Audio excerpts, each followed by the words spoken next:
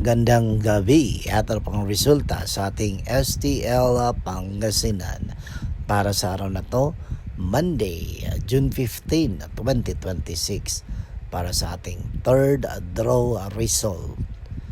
Ihanda ng mga STL tickets at eto na ang resulta ngayong gabi.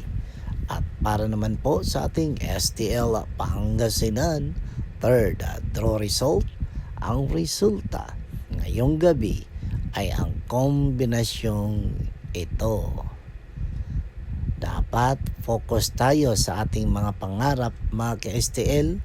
Dapat gawan natin lahat ng diskarte at paraan para makamit ito.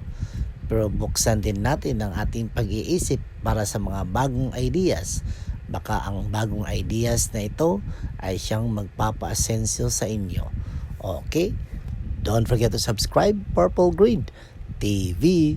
Paki-like po. Thank you.